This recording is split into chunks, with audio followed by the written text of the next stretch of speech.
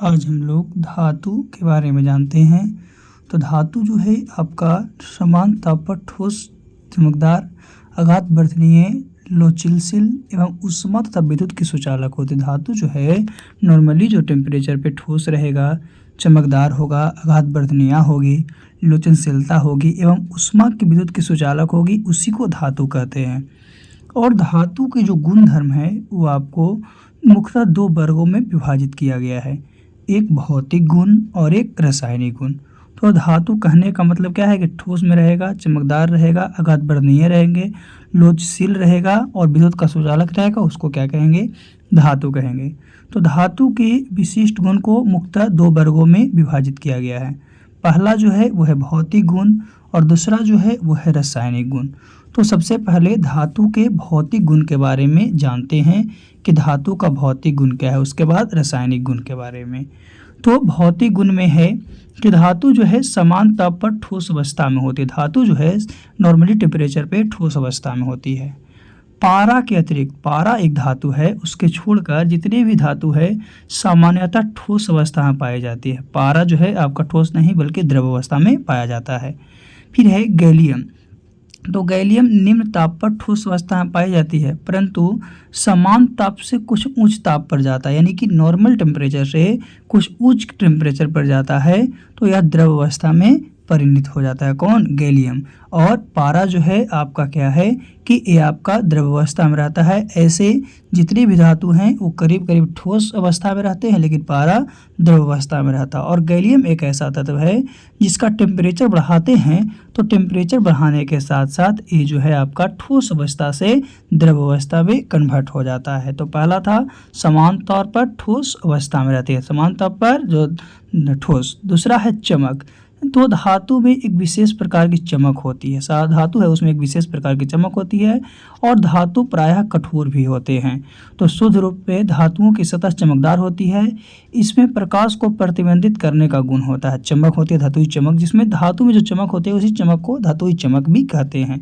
तो दूसरा बताया, तीसरा कि धातु समानता कठोर होती है, परंतु उनकी कठोरता अलग अलग स्तर पर अलग अलग होता है। जैसे लोहा, निकेल, क्वार्ट, ये सब जो है अत्यंत कठोर है, जबकि सोडियम हो गया, पोटेशियम हो गया, ये अत्यंत मुलायम धातु है जिसे चाकू से काटा जा सकता है। तो ये क्वेश्चन अक्सर पूछता है कि कौन सी ऐसी धातु है जिसे चाकू के द्वारा काटते हैं?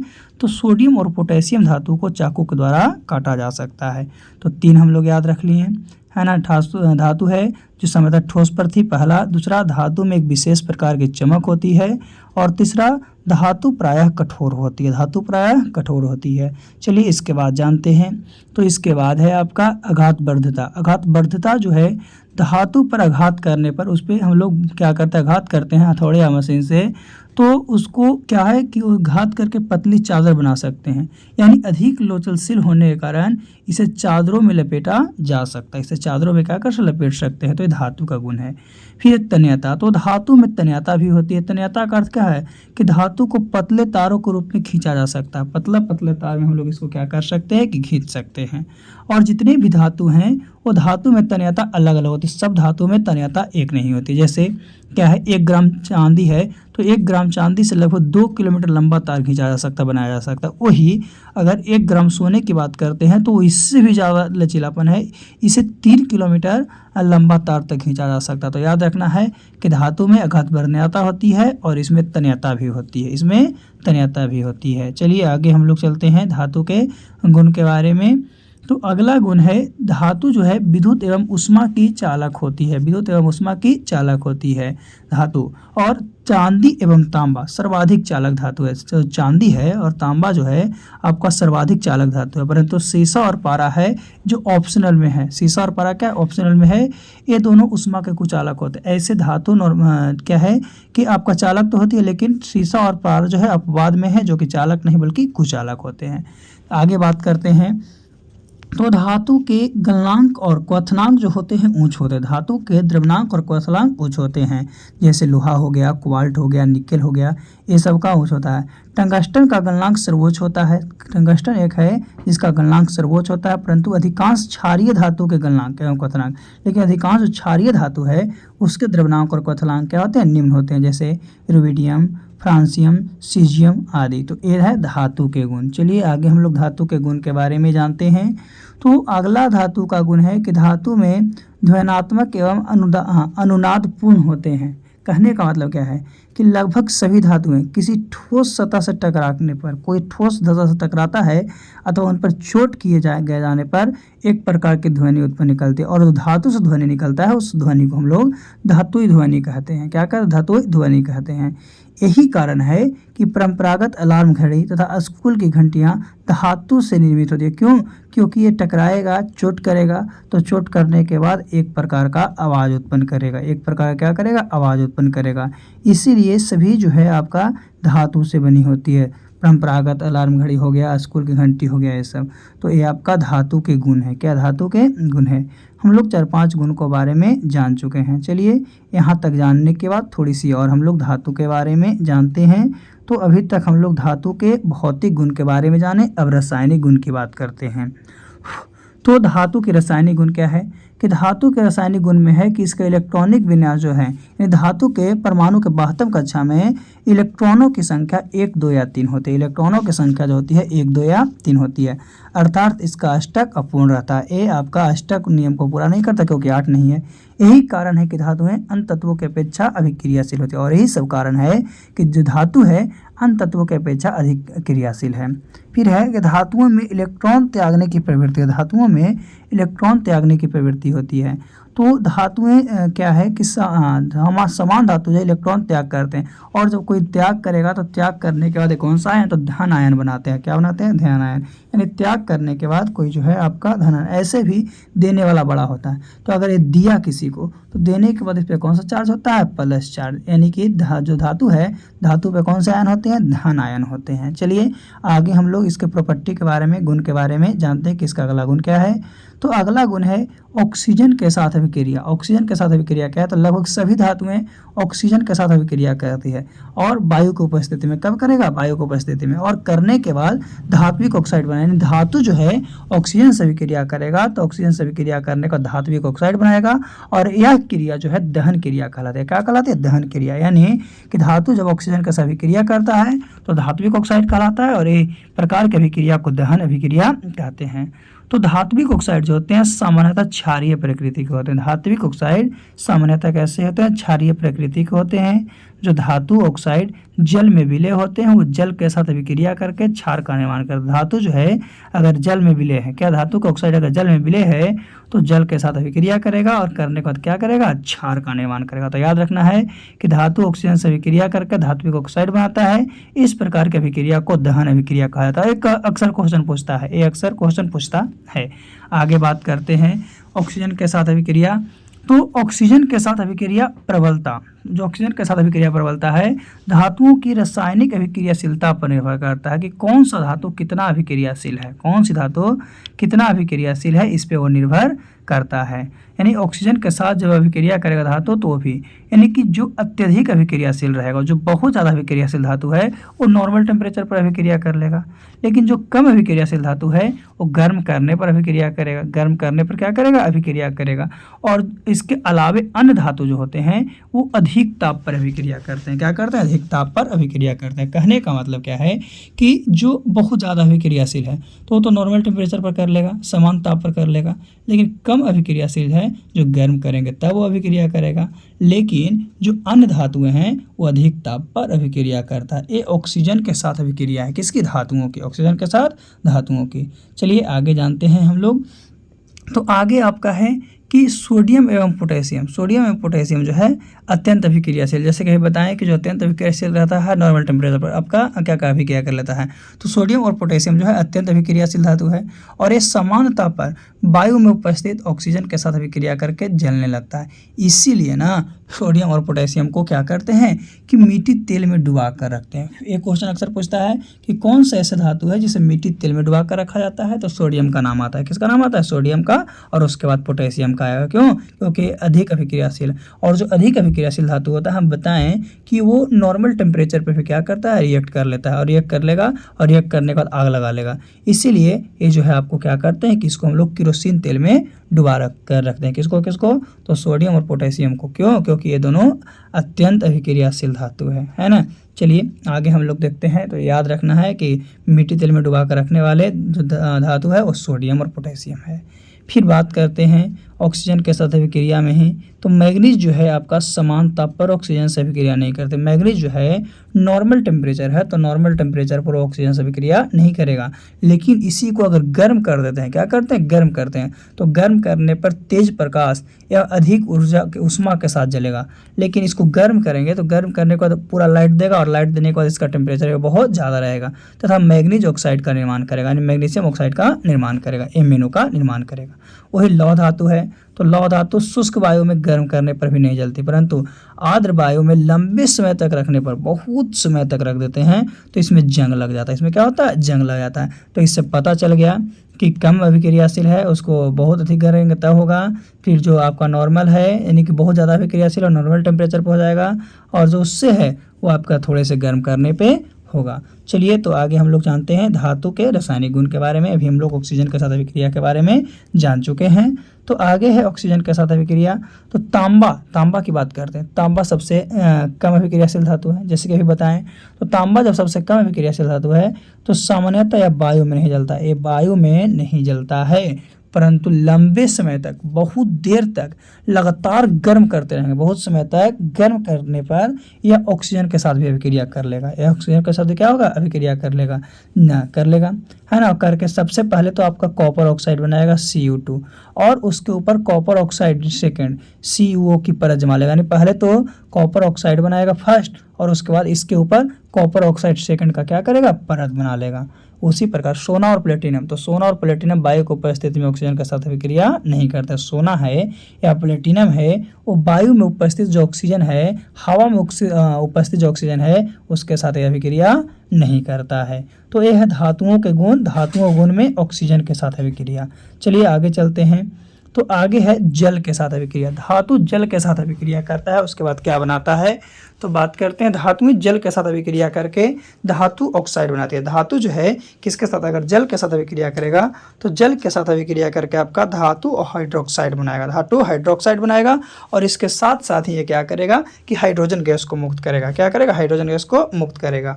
तो जितने भी धातुएं हैं जल के साथ अभिक्रिया नहीं करते, सब के सब धातु जो है आपका जल के साथ अभिक्रिया नहीं करता है। लेकिन क्षारीय धातु जो है जल के साथ तीव्रता से अभिक्रिया करते हैं। सब जो है आपका जल के साथ अभिक्रिया नहीं करेगा, लेकिन कुछ कुछ जो है आपका जल के साथ अभिक्रिया करेगा। कौन से, तो क्षारीय धातु है जो, है ना। और धातु ऑक्साइड प्लस क्या बनाएगा, धातु ऑक्साइड जो है आपका जल के साथ अभिक्रिया करेगा तो धातु हाइड्रोक्साइड और प्लस हाइड्रोजन गैस का निर्माण करेगा। एक क्वेश्चन पूछता है कि धातु जल के साथ अभिक्रिया कर क्या करेगा, तो धातु जल के साथ अभिक्रिया करके धातु हाइड्रोक्साइड बनाएगा और इसके साथ साथ हाइड्रोजन गैस का निर्माण करेगा। लेकिन सभी धातुएं जल के साथ अभिक्रिया नहीं करती है।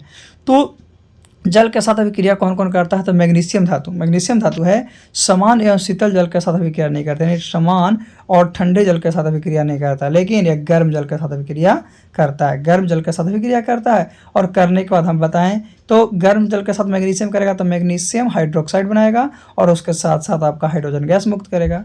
उसी तरह से आपका एल्युमिनियम, आयरन, जिंक ये जल के साथ अभिक्रिया करेगा। तो ये तीनों धातुएं जो है ना जल से नहीं अभिक्रिया करेगा, लेकिन जलवाष्प से अभिक्रिया कर लेगा। जलवाष्प से क्या करेगा अभिक्रिया, यानी एल्युमिनियम हो गया, आयरन हो गया, जिंक हो गया, वो जल के साथ अभिक्रिया नहीं करता है, लेकिन ये तीनों धातु आपका जलवाष्प के साथ अभिक्रिया करता है और धातु ऑक्साइड तथा हाइड्रोजन गैस का निर्माण करता है। किसका, धातु ऑक्साइड तथा हाइड्रोजन गैस का क्या करता है, निर्माण करता है। तो यह है आपका धातु की किसके साथ करता है और किसके साथ नहीं करता है। चलिए और आगे हम लोग देखते हैं कि और किसके साथ करता है कि नहीं करता है, किसके साथ नहीं करता है उसके बाद हम लोग जानते हैं। तो धातु जो है आपका जल के साथ अभिक्रिया करेगा तो धातु हाइड्रोक्साइड प्लस हाइड्रोजन का निर्माण करेगा। धातु अगर जल के साथ अभिक्रिया, जैसा कि आपको रिएक्शन में बताया गया है कि धातु हाइड्रोक्साइड और हाइड्रोजन बनाएगा, लेकिन धातु जो वाष्प के साथ अभिक्रिया करेगा तो वाष्प के साथ अभिक्रिया करके धातु ऑक्साइड बनाएगा और धातु ऑक्साइड के साथ साथ हाइड्रोजन गैस को मुक्त करेगा। तो यह है आपका धातु जल के साथ अभिक्रिया करेगा तब क्या बनाएगा और धातु वाष्प के साथ अभिक्रिया करेगा तब क्या बनाएगा। लेकिन लीड हो गया यानी शीशा, सिल्वर यानी चांदी, गोल्ड यानी सोना, कॉपर, ये सब धातु हैं जो जल के साथ अभिक्रिया नहीं करता है। कौन कौन हो गया? तो लेड यानी कि सीसा हो गया, सिल्वर यानी चांदी हो गया, गोल्ड यानी सोना हो गया, कॉपर तो इत्यादि और भी ऐसे धातु हैं तो जल के साथ क्या करता है? अभिक्रिया नहीं करता है। तो याद रखना जल के साथ अभिक्रिया कि धातु अगर जल के साथ अभिक्रिया करेगा तो धातु हाइड्रोक्साइड बनाएगा और प्लस हाइड्रोजन गैस मुक्त करेगा, और वही धातु जो है अगर वाष्प के साथ अभिक्रिया करेगा तो धातु ऑक्साइड बनाएगा और उसके साथ साथ हाइड्रोजन गैस मुक्त करेगा। आगे बात करते हैं अम्लों के साथ अभिक्रिया। अम्लों के साथ अभिक्रिया क्या है? तो सामान्यतः धातु, जो सामान्यतः धातु है अम्लों के साथ अभिक्रिया करती है और संगत धातुओं के लवण एवं हाइड्रोजन गैस उत्पन्न करती है। अगर सामान्यतः धातु तनु अम्ल के साथ अभिक्रिया करता है, डिल्यूट एसिड के साथ अभिक्रिया करता है तो ये संगत धातु के लवण बनाता है और लवण के साथ साथ कौन सा गैस? तो हाइड्रोजन गैस को मुक्त करता है। जैसे धातु है धातु प्लस तनु अम्ल, धातु प्लस तनु अम्ल, तो धातु जो तनु अम्ल से अभिक्रिया कर लिया तो क्या बनाएगा? लवण बनाएगा, और लवण के साथ साथ क्या बनाएगा? हाइड्रोजन बनाएगा, लवण के साथ साथ हाइड्रोजन। तो याद रखना है कि जो समरल धातुएं हैं वो नॉर्मल जो आपका मेटल्स हैं वो तनु अम्ल के साथ अभिक्रिया करता है और अभिक्रिया करने के साथ लवण बनाता है, धातु का ही लवण बनाएगा, और लवण के साथ साथ एक कौन से गैस को? तो हाइड्रोजन जो गैस है हाइड्रोजन गैस को मुक्त करता है। तो ये था आपका धातु के रासायनिक गुण। चलिए आगे चलते हैं। तो आगे है धातु के रासायनिक गुण में अम्लों के साथ अभिक्रिया में ही तो सोडियम जो है धातु तनु हाइड्रोक्लोरिक अम्ल के साथ क्रिया करता है। अगर सोडियम जो है आपका हाइड्रोक्लोरिक अम्ल के साथ अभिक्रिया करेगा तो सोडियम क्लोराइड बनाएगा और इसके साथ साथ हाइड्रोजन गैस का निर्माण करेगा। इसके साथ साथ हाइड्रोजन गैस को पूछेगा कि सोडियम जो है आपका हाइड्रोक्लोरिक अम्ल के साथ अभिक्रिया करेगा तो क्या बनाएगा? तो सोडियम क्लोराइड बनाएगा और हाइड्रोजन गैस मुक्त करेगा। फिर है पोटेशियम, तो पोटेशियम जो है आपका सल्फ्यूरिक अम्ल के साथ अभिक्रिया करेगा। किसके साथ? सल्फ्यूरिक अम्ल के साथ अभिक्रिया करेगा और करने के बाद पोटेशियम सल्फेट बनाएगा और इसके साथ साथ हाइड्रोजन गैस को मुक्त करेगा। लेकिन वही तांबा हो गया, चांदी हो गया, सोना हो गया, ये तीनों आदर्श धातु है। क्या है? तीनों आदर्श धातु। तो ये तीनों आदर्श धातु है तो ये ना ही जल से विक्रिया करेगा और ना ही तनु अम्ल से विक्रिया करेगा। ना ही ये किससे? जल से विक्रिया करेगा और ना ही अम्ल से विक्रिया करेगा। कौन? तांबा, चांदी और सोना। क्यों? क्योंकि तांबा, चांदी और सोना जो है आदर्श धातु है, नोबल मेटल से हैं। आगे हम लोग जानते हैं क्षार के साथ अभिक्रिया। क्षार के साथ क्या अभिक्रिया है? तो अधिकांश धातु जो है क्षार के साथ अभिक्रिया नहीं करते। बहुत से ऐसे धातु हैं जो क्षार के साथ अभिक्रिया नहीं करेगा, लेकिन लेड यानी सीसा, एल्युमिनियम एवं जस्ता जैसे धातु जो क्षार के अभिक्रिया के फलस्वरूप, जो क्षार के अभिक्रिया के फलस्वरूप क्या करता है कि लवण का निर्माण करता है ना? क्षार के अभिक्रिया के फलस्वरूप लवण का निर्माण करेगा और हाइड्रोजन गैस बनाएगा। कहने का मतलब अधिकांश धातु जो है क्षार के साथ अभिक्रिया नहीं करते हैं, परंतु लेड हो गया, एल्युमिनियम हो गया, जस्ता हो गया, अगर ये सब हो गया और भी धातु है तो क्षार से अभिक्रिया करेगा तो करने के बाद लवण बनाएगा और लवण के साथ साथ हाइड्रोजन गैस को मुक्त करेगा। किसको मुक्त करेगा? हाइड्रोजन गैस को मुक्त करेगा। तो ये था क्षार के साथ अभिक्रिया। तो ये सब धातु के रासायनिक गुण है। क्या? धातु के रासायनिक गुण है। चलिए आगे हम लोग जानते हैं धातु के रासायनिक गुण के बाद अब अधातु के बारे में, क्योंकि धातु के भौतिक और रासायनिक गुण दोनों के बारे में जान चुके हैं। तो अधातु क्या है? तो वे पदार्थ जिनमें धात्विक गुणों का होता है, जिसमें धातु के गुण नहीं रहेंगे वो सब का सब क्या होगा? अधातु होगा। और धातु जो है भौतिक स्वरूप में रासायनिक संरचना के आधार पर दो वर्गों में क्या किया गया? बांटा गया था। धातुओं से भिन्न होती है, लेकिन ये भी बताया गया था आप लोग प्रोडिक टेबल में कि टोटल 118 तत्व हैं, जिसमें 91 धातु है, 20 अधातु है और 7 उपधातु है। इसमें से 94 जो है आपका तत्व वो प्राकृतिक में पाए जाते हैं, बाकी जो है आपका कृत्रिम है। तो धातु के गुण क्या है? तो भौतिक अवस्था में क्या है कि अधात्विक तत्वों के अंतर्गत ठोस, द्रव और गैस तीनों आते हैं। अधात्विक तत्व है, अधात्विक तत्व के अंतर्गत यानी अधातु के अंतर्गत ठोस, द्रव और गैस तीनों सम्मिलित होते हैं। जैसे में कार्बन, तो कार्बन आपका ठोस हो गया, ब्रोमीन, तो ब्रोमीन आपका द्रव हो गया, और हाइड्रोजन, तो हाइड्रोजन आपका गैस हो गया। तो याद रखना है कि अधातु के अंतर्गत ठोस, द्रव और गैस तीनों आते हैं। ऐसे नॉर्मली आपका गैस ही रहते हैं, लेकिन तीनों आते हैं। चलिए आगे जानते हैं इसके गुण के बारे में, अधातु के गुण के बारे में। तो ठोस अधातु में सामान्यतः, ठोस अधातु जो है सामान्यतः चमक विहीन होगा, यानी इसमें चमक नहीं रहेगा, मुलायम रहेगा एवं भंगुर होगा, जिन्हें सरलता से तोड़कर एवं पीसकर बारीकी चूर्ण बनाया जा सकता है। और इसको हम लोग कहा है कि आसानी से तोड़ सकते हैं, पीस सकते हैं, पीस करके चूर्ण बना सकते हैं। कोयला एवं सल्फर इसके प्रमुख उदाहरण, कोयला और सल्फर जो है इसका प्रमुख उदाहरण है ना। आगे तो कोयला और सल्फर जो इसके प्रमुख उदाहरण है, लेकिन कार्बन का एक अन्य अपरूप भी है जिसको हम लोग हीरा बोलते हैं। तो हीरा जो है धातुओं के इस गुण का अपवाद है, इसमें ऐसा गुण नहीं है। जो सर्वाधिक कठोर अधातु है, जो सर्वाधिक कठोर है, सबसे ज़्यादा कठोर अधातु में आपका कौन आ गया, तो हीरा आ गया। फिर है आपका कि ये ऊष्मा तथा विद्युत के कुचालक होते हैं। कार्बन के अपरूप ग्रेफाइट को छोड़कर, कार्बन के अपरूप ग्रेफाइट को छोड़कर जितने भी अधातु होते हैं वो ऊष्मा तथा विद्युत के कुचालक होते हैं। ऊष्मा तथा क्या होते हैं, विद्युत के कुचालक होते हैं। चलिए आगे हम लोग चलते हैं। तो जो है आपका अधातु के निम्न गलनांक एवं निम्न कथनांक होता है। निम्न गलनांक एवं निम्न कथनांक, यानी धातुओं की तुलना में अधातु के गलनांक एवं कथनांक सामान्यतः निम्न होते हैं, परंतु कार्बन, हीरा और ग्रेफाइट तथा बोरॉन अपवाद में जिसके गलनांक उच्च होता है। कौन कौन, कार्बन हो गया, हीरा हो गया, ग्रेफाइट तथा बोरॉन हो गया, इसके जो आपका गलनांक और कथनांक क्या है, ऊंच होते हैं। फिर इलेक्ट्रॉन ग्रहण करने की क्षमता, तो अधातुओं में धातुओं की अभिक्रिया करके समय इलेक्ट्रॉन ग्रहण करते हैं, साझा करते हैं, और करने के बाद ये उत्कृष्ट गैस के समान इलेक्ट्रॉनिक विन्यास को प्राप्त कर लेते हैं। और अधातुओं में परमाणु संख्या जो बाहरी कक्षा में होती है वो 4 से 8 होती है। हाइड्रोजन और हीलियम है जो ऑप्शनल में है, जिसके बाहतम कक्षा में इलेक्ट्रॉन की संख्या 1 और 2 है, फिर भी अधातु है। और अधातु इलेक्ट्रॉन ग्रहण करते हैं, इसलिए अधातु पे ऋण आयन रहता है। अधातु पे क्या रहता है, ऋण आयन रहता है। तो ये आपका अधातु का गुण था। तो आज हम लोग धातु और अधातु दोनों के गुण के बारे में डीपली जान चुके हैं। अगले वीडियो में फिर से हम लोग किसी टॉपिक के साथ मिलते हैं। तो आज के लिए इतना ही काफ़ी।